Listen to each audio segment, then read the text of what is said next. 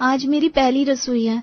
आज तो मैं अपने ससुराल वालों के लिए कुछ ऐसा बनाऊंगी जो सारी जिंदगी ससुराल में मेरी तारीफ हो। रेशम जल्दी जल्दी सारा सामान तैयार कर रही थी, तभी उसकी जेठानी सुरीली वहां आई। अरे रेशम, ये इतना सारा सामान क्यों निकाला है? इतनी सारी सब्जियां, इतने खड़े मसाले, ऐसा भी क्या बनाने वाली हो भाई? दीदी, आज मैं पुलाव बनाने वाली हूँ। आपको पता है, मैं पुलाव बहुत अच्छे से बनाती हूँ। जब भी घर में पुलाव बनाती थी, मेरा भाई एक प्लेट एक्स्ट्रा लेकर उसको फ्रिज में रख लेता था और दूसरे टाइम में खाता था। रेशम, तुम अच्छा खाना बनाती होगी, मैं इस बात से ऐतराज नहीं कर रही हूँ। बस मैं तो ये बोल रही हूँ कि तुम इतनी मेहनत कर ही क्यों रही हो इतनी गर्मी में? कुछ आसान सा बना लो, जल्दी काम निपट जाएगा। अरे दीदी, पहली रसोई में आसान डिश कौन बनाता है? मैं पुलाव ही बनाऊंगी। मुझे बड़ा अच्छा लगता है जब मेरे बनाए खाने की सब तारीफ करते हैं। मैं मेहनत से पीछे नहीं भागती। ये गर्मी भी मुझे मेहनत करने से हटा नहीं सकती। आप बस देखती जाओ, आज से इस घर में कैसे मैं खाना बनाती हूँ। रेशम देखो, तुम नई हो इस घर में, नई नई हर बहू चाहती है कि उसके हाथ का अच्छा खाना उसके ससुराल वाले खाएं, पर इस घर का रिवाज अलग है। जितना अच्छा खाना तुम बनाओगी उतनी कमी निकालेंगे ये लोग। जब मेरी शादी हुई ना, तब मैंने भी यही गलती की थी। अच्छा अच्छा खाना बनाया, पर किसी को पसंद नहीं आया। इसलिए अब तो मैं ऐसा ही खाना बनाती हूँ जो सबको पसंद आए। इस दुनिया में दो तरह के लोग होते हैं, या तो उनके जैसा बन जाओ या उनको अपने जैसा बना लो। अब हमारे ससुराल वाले हमारे जैसा तो बनने से रहे, हमें ही उनके जैसा बनना होगा। ये बात जिस दिन मुझे समझ में आई थी, उस दिन से मेरे साथ तो कोई लड़ाई नहीं हुई। अब बारी तुम्हारी है, तुम कितने दिन में समझती हो? इतना बोलकर सुरीली वहां से चली गई।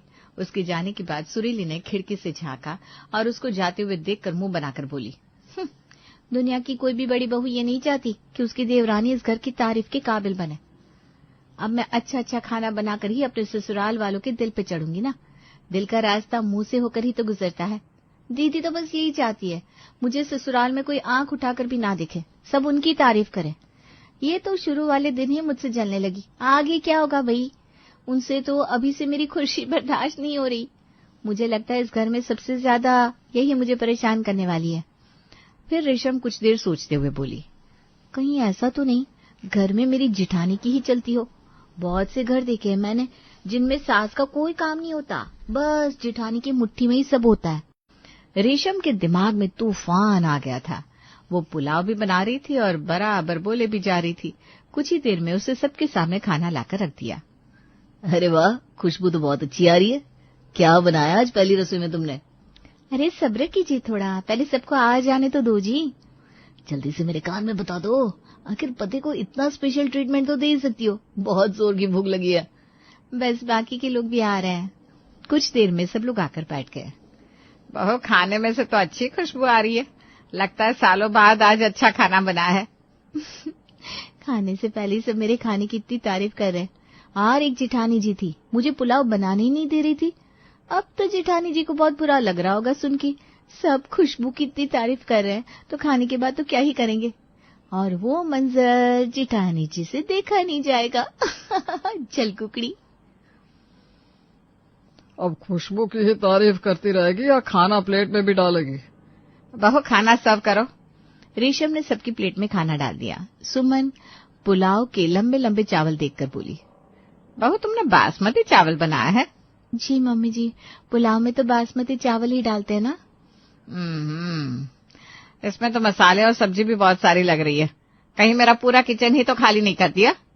नहीं मम्मी जी, ऐसी कोई बात नहीं है। पुलाव में जो ज्यादा जरूरी होता है बस वही डाला है। आप एक बार खाकर तो देखिए, आपको अच्छा लगेगा। सुमन ने कुछ नहीं कहा और खाना खाने लगी।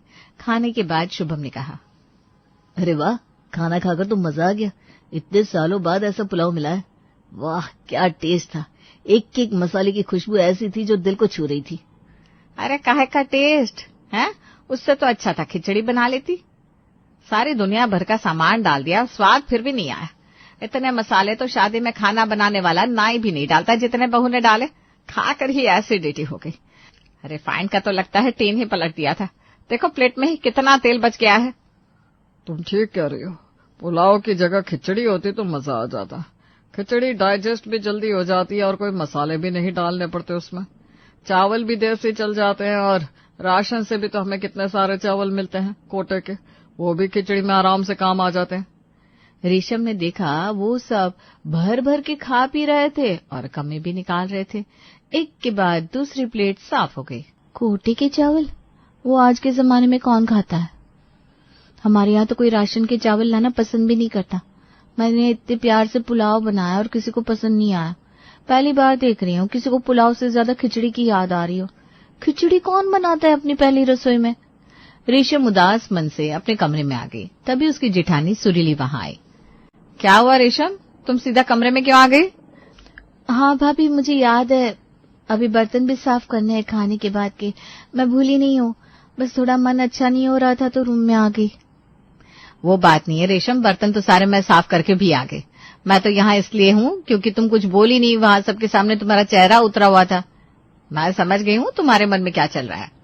सब मेरी गलती है। आपने मुझे समझाने की कोशिश की थी, पर मुझे लगा मैं अपनी जगह सही हूँ। अगर इस घर के लोगों की पसंद का खाना बनाना है तो पहले तुमको इनको जानना होगा। इतना बोलकर सुरीली वहां से चली गई। अगले दिन रेशम सोकर उठी तो देखा सुमन जोर जोर से चिल्ला रही है। कल रात ही मैंने सबको बता दिया था अम्मा सुबह 6 बजे पहुंच जाएगी और अब 6 बजने में 5 मिनट ही बाकी है। अम्मा को आते ही नाश्ता चाहिए होगा, अब तक नाश्ता नहीं बना।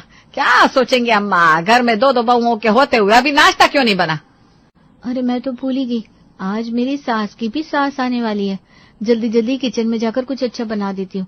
पूरी रात का सफर करके अम्मा आ रही है। रेशम भागती हुई किचन में जाती है और नाश्ता बनाने में लग जाती है। कुछ ही देर में उसने आलू के पराठे और खीरे का रायता बना दिया। ए बहू, जरा अम्मा के लिए नाश्ता तो लगा दे, पूरे आधे घंटे से अम्मा आई हुई बैठी हैं। जी मम्मी जी, अभी लाई। रेशम ने सबके लिए नाश्ता लगा दिया। सुमन बहू, कैसी है तेरी नई बहू?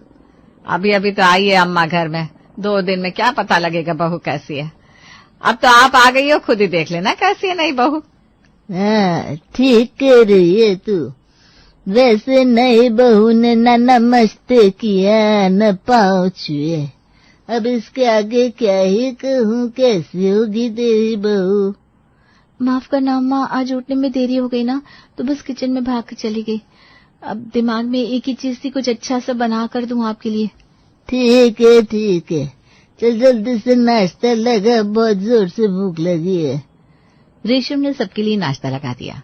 अम्मा और सब नाश्ता करने लगे। रेशम बहू, क्या बनाया है तुमने? जी वो आलू के पराठे और खीरे का रायता। आलू के पराठे में आलू कहाँ है? कहीं ऐसा तो नहीं कि आलू कहीं घूमने चले गए हो पराठों से निकल कर? अम्मा जी अभी घर में नई नई आई है ना, तो हमारे घर के बारे में ज्यादा जानती नहीं है। पराठे में आलू इतने डालने चाहिए कि रायते की जरूरत ना पड़े। उन्हीं आलू के सारे पराठे अंदर चले जाए। मैं भी बस यही कहने वाली थी अम्मा। तू फिक्र मत कर रेशम बहू, मैं तुझे खाना बनाना सिखाऊंगी। हाँ, रेशम ने हाँ में सर हिलाया। अगर पराठे में इतने आलू डालेंगे कि किसी सब्जी या रायते की जरूरत ही ना पड़े तो वो पराठे कम नान ज्यादा लगेंगे, और वो पराठा नहीं फिर पराठे का बाप कहलाएगा। मुझे तो सोचकर ही चक्कर आ गए, वो पराठा तवे पे कैसे सीखेगा। शाम को खाने के समय रेशम के साथ अम्मा भी किचन में आ गई। रेशम बहू, जब सुरीली इस घर में बहू बनकर आई थी ना, तब सुरीली को मैंने ही खाना सिखाया था। उसका छोड़ तेरी सास को भी खाना बनाना कहाँ आता था। शुरू के दिन की बात सुन, तेरी सास ने भिंडी में 4 गिलास पानी डाल के भिंडी को उबाल दिया था, और आज देख ले तेरी सास ऐसा खाना बनाती है, आस पड़ोस में कोई बनाता नहीं होगा। बस एक बात बता, सुबह जो तूने पराठे बनाए थे वो बिना तवे के सेके थे क्या? बिना तवे के? हाँ, बिना तवे के। मुझे तो ऐसा ही लग रहा था। सारे किनारे कच्चे थे और बीच में से जला हुआ। देख, मैं न तेरे खाने में कमी नहीं निकाल रही, बस बता रही हूँ, तू बुरा मत मान। 1 सप्ताह में तुझे परफेक्ट कर दूंगी। अच्छा वो अम्मा आप आ गई। कल तो मेरी हिम्मत ही टूट गई थी पुलाव बनाकर। ऐसा लग रहा था जब भी खाने का समय होता है अब मेरा एग्जाम है, और घबराहट होने लगती थी। अब आप आ गई हो तो ऐसा लग रहा है आपसे सब बनाना सीख जाऊंगी। ये हुई ना बात। अब चिल्ल कर, ये बता क्या बनाएगी शुरुआत में? कल ना मुझसे पुलाव खराब हो गई थी, उसी वजह से मेरा कॉन्फिडेंस हिला हुआ है। अब सबसे पहले पुलाव बनाना सिखाओ ना। ये ठीक रहेगा, शुरुआत से ही करते हैं। एक काम कर, कुकर में थोड़ा सा रिफाइन गरम कर, उसमें एक प्याज तल ले। अब प्याज अच्छे से हो जाए तो उसमें मूंग की दाल और चावल इकट्ठा डाल दे। नमक डालना भूलना मत। उसके बाद सीटी लगा दे। अम्मा, मूंग की दाल और चावल? पर मूंग की दाल तो खिचड़ी में डालते हैं ना। अभी तो देखती जा, बाद में खाकर बताना कैसी थी। रेस्टोरेंट वाले ऐसे ही बनाते हैं। एक मजे की बात बताऊं, सबसे ज्यादा स्वाद दाल में होता है और पुलाव में मटर डालते हैं। मटर का स्वाद खारा होता है, तो आज से मटर ना डालियो और मूंग की दाल को याद से डालियो। रेशम ने ऐसा ही किया और कुछ ही देर में बिना मसाले और बिना मटर के मूंग की दाल वाली पुलाव तैयार थी। रेशम ने रोज की तरह खाना लगा दिया और सब चाव से खाना खाने लगे। वाह अम्मा, आपके हाथ से बने खाने की बात ही अलग है। सच कहूं तो कई सालों से ऐसे पुलाव नहीं खाए। आपको पता है अम्मा, जब पहले दिन रेशम बहू ने पुलाव बनाई थी तो ऐसा पुलाव था कि मुंह में डालते ही बाहर आ जाए। आज आपके हाथ का पुलाव खाकर दिल को सुकून मिल गया। ऐसा भी क्या है आज के पुलाव में? कहीं अम्मा ठीक तो नहीं कह रही? पुलाव का राज मूंग की दाल है। तभी सुनील ने कहा, अम्मा एक प्लेट तो खा लिया, अब एक और प्लेट दे दो। मेरा पेट भर गया पर मन नहीं भर रहा। बहू, अपने ससुर को और पुलाव दो। रेशम से अब सब्र करना मुश्किल हो गया और उसने भी सबके साथ बैठकर खाना खाना शुरू किया। पहला निवाला खाते ही उसका मुंह फ्रीज हो गया। ये भगवान, ये कैसे पुलाव है? खिचड़ी में तड़का लगाया हुआ और कुछ नहीं। हमारे घर तो कोई बीमार भी हो जाए तो भी खिचड़ी नहीं खाई जाती, और इन लोगों ने कोटे के चावल में मूंग दाल डाल दी और उसको ये लोग मजे ले लेकर खा रहे हैं। और कल इन लोगों से मसालेदार पुलाव नहीं खाएगी, उसमें इतनी कमी निकाली सबने एक एक करके। जहां मैं सुबह खुश हो रही थी अब अम्मा से खाना बनाना सीखूंगी, वहीं मेरी उम्मीद तो पानी में बह गई। जैसा खाना ये लोग खाते हैं ऐसा खाना बनाना तो दूर की बात है, मैं तो खा ही नहीं सकती। रेशम का मुंह अब रोने वाला हो गया था। तभी सुनील ने कहा, बहू देखा पुलाव कैसे बनता है। आज से तुम ऐसा ही पुलाव बनाना, ठीक है? हाँ, ज्यादा मत बोल, बहू ने सब देखा है। अब तो उसको बनाना भी आ गया है, तो फिक्र मत कर। आज से बहू को सारे खाना बनाना मैं सिखाऊंगी, जैसे आज पुलाव सिखाया। रेशम समझ चुकी थी उसके खाने में कोई कमी नहीं थी। इन लोगों को खाने का ढंग ही नहीं पता था और इस बारे में वो किसी से बात तो नहीं कर सकती थी। कुछ दिन ऐसे ही बीत गए। अम्मा ने हाथ का सारा बेस्वाद खाना रेशम को बताया। अब मजबूरी में रेशम को वही सब बनाना पड़ता जैसा इसके ससुराल वाले खाते थे। एक दिन सुमन ने रेशम से कहा, रेशम बहू तुम तो जानती हो हमारी बेटी सुरभि मुंबई में जॉब करती है और आज शाम को वो वापस भी आ रही है। उसने अपने लिए एक लड़का पसंद कर रखा है जो हमारे इसी शहर का है। कल सुरभि के ससुराल वाले भी सुरभि को देखने आएंगे। सुरभि और मदन ने तो एक दूसरे को पसंद कर ही रखा है। बस उसकी फैमिली मान जाए तो हमारी सुरभि की सालों की दुआ रंग ले आए। तुम घर में 2 बहू हो, दोनों मिलकर सब संभाल लेना। जी मम्मी जी, जैसा आप कहें। देखो मुझे शिकायत का मौका नहीं मिलना चाहिए। नहीं मिलेगा मम्मी जी। उसी शाम को सुरभि भी घर आ गई। सुरभि सबसे दिल से मिली, पर रेशम ने देखा उसके चेहरे के रंग कुछ उड़े हुए हैं। रेशम उसके कमरे में गई और बोली, जब से तुम आई हो बहुत उदास लग रही हो। क्या बात है, तबीयत ठीक तो है ना? मैंने अपनी शादी में देखा था तुमको, तुम तो बहुत खिली खिली से रहती थी। अचानक ऐसा क्या हो गया जो उदास रहने लगी? अब तो वैसे भी तुमको खुश होना चाहिए, कल फाइनली तुम्हारे ससुराल वाले आने वाले हैं। क्या बताऊं भाभी, मदन की मम्मी कुछ उल्टी खोपड़ी की है। इतने साल लगा दिए उन्होंने मानने में। अगर कल उनको हमारे घर का कुछ पसंद नहीं आया तो क्या होगा? उसकी टेंशन ना लो, सब ठीक हो जाएगा।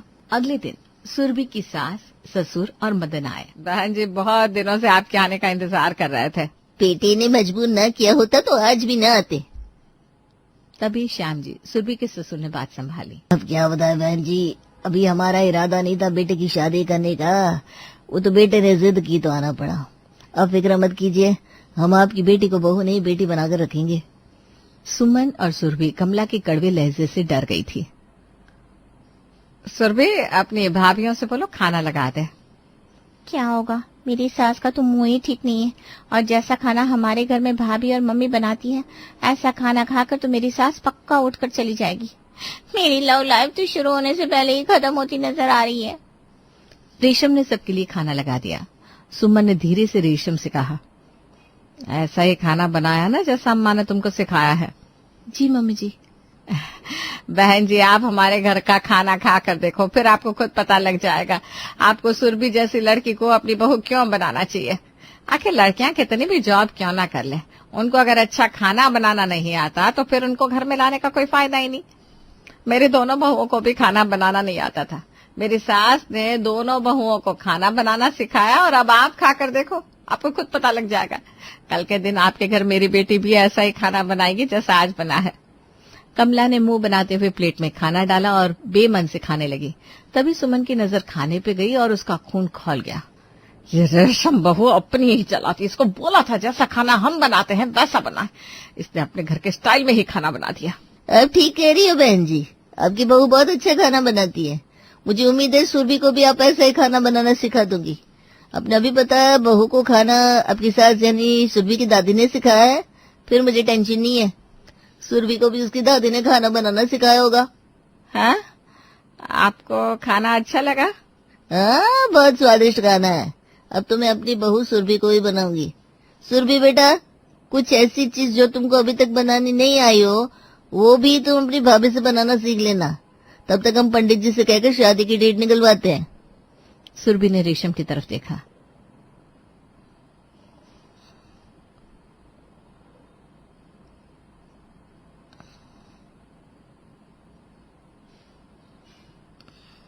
आज आपने जो मेरे लिए किया वो कोई नहीं कर सकता था। आज आपने मेरा प्यार और रिश्ता दोनों ही बचा लिया। धीरे धीरे सुमन को भी समझ में आ गया था कि हमेशा बड़े ही सही नहीं होते, समय के साथ खुद को बदलना पड़ता है।